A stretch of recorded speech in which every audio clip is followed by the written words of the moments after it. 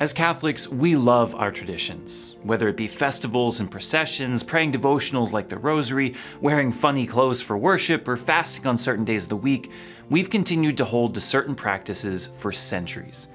It's kind of our thing. We love them so much, in fact, that when we find a tradition of old that has fallen to the wayside, we go out of our way to bring it back from the dead, reviving it and reinserting it into our daily lives. The sign of peace, vernacular in worship, and permanent diaconate were lost to history for centuries, but Vatican II made them the norm again. The Latin Mass and traditional disciplines of the Church were largely abandoned in the 1960s, but there are men joining traditional societies in droves today in an attempt to revive them. Even I'm a part of this. While most men and women religious moved away from visible signs of identity in the 1970s and 80s, I wear my habit almost constantly, trying to bring newness to this symbol of our life. In these and in so many other ways, traditions come and go in our church.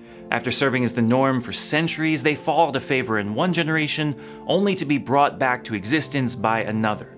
In looking at our church as it is and studying how it used to be, people often have a sense that something has been lost that needs to be recovered. And there can be something very admirable about this effort. Our church is rich with traditions and customs, prayers and rituals. For whatever reason, certain very good things get neglected by a people of a certain time. Maybe they don't understand them, maybe they were led astray by something else, and then they're lost to history. Even after hundreds of years of doing the same thing, even if it was a central piece of one's faith and culture, it really just takes one generation, one pastoral judgment, for something to disappear. The desire to honor and restore our past is one of the greatest things about being Catholic. We know we are a part of something greater than ourselves, greater than the fads of our present moment, something that connects us with Christians hundreds of years apart. Yes, bringing back traditions of old is an admirable endeavor. Of course, it's an impossible and most likely misguided task, but admirable indeed. You see, while the idea of bringing back a lost tradition of the church may seem like an easy process, just find something we used to do and start doing it again, there's a fundamental problem that is almost always overlooked. Symbolic actions are always conditioned by the time in which they are experienced. We can bring back prayers, gestures, clothes, festivals, whatever it is in its literal form, sure.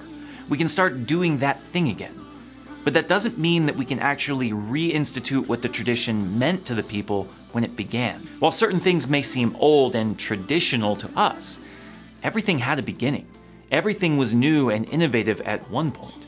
Everything has a context, a world that influenced and caused it to be. To take a tradition, separate it from the world that produced it, and place it in a completely different world does not restore a tradition. No, ironically enough, it begins a new one. Take the cassock, for instance. Today, many seminarians and priestly societies are reinstituting its normal use, choosing to wear it instead of a simple Roman collar.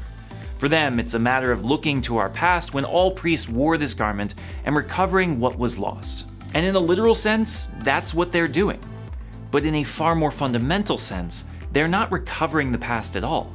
They're starting something new. Many years ago, the cassock was standard issue. It was the only option. To wear one would have meant very little to anyone.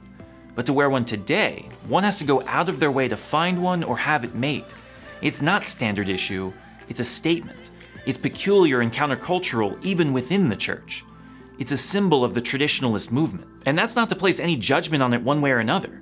You may like seeing the cassock, you may not. That's not the point. The point is that traditions have a context. They meant something to people long ago when they were practiced. To take it out of its context and place it within another world may restore the external in a literal sense, but at the end of the day, it will always have a different meaning to a new generation, and thus become a new tradition. This is the case for anything brought back from the past. There will always be a disconnect between how it was experienced then and how it is experienced now. What was just cool or normal back in the 1970s is retro today. What was ordinary and overlooked long ago is a blast of nostalgia today. The exact same thing can have completely different meanings. It's like the classic optical illusion of color gradients.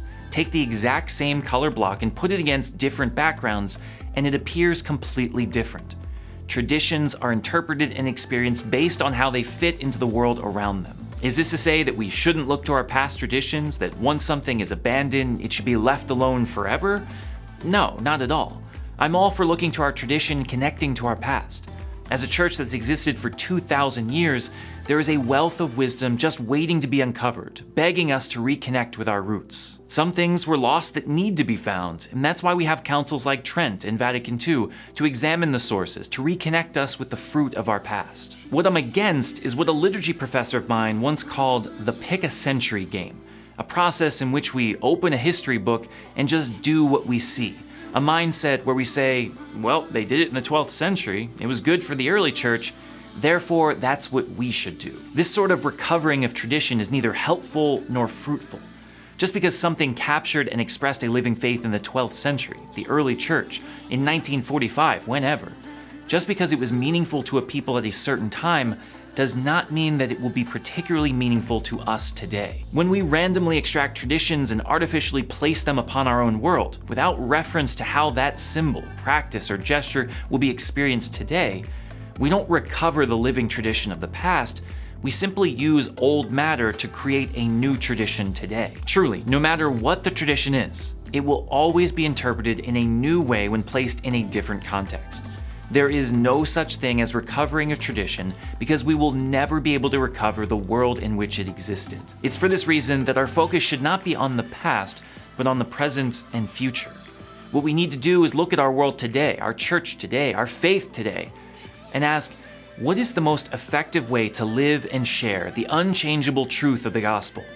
Given how we live, act, interpret information, worship, given our symbolic language, hopes, dreams, difficulties, what brings about the most enriching life of faith? That may mean reinstituting a tradition from our past, not simply because it's old, but because what it would mean to us today makes sense. Or it might mean starting an entirely new tradition.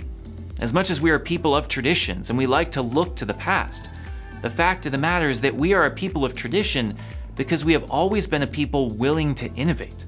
We are people who do more than just cling to the empty practices of our fathers and mothers of faith, but actually create new traditions. To the extent that we do something simply because they are old misses the reason why the people of old did them in the first place. In doing so, we ironically separate ourselves from them because they acted as a people of faith, living as disciples within their context, while we act as curators of museums, holding on to what is old merely for posterity. Faith must be lived and expressed. There is no such thing as bringing back a tradition in its entirety. All we can ever do is live our faith today, using the practices, symbols, prayers, and gestures that make sense to us today.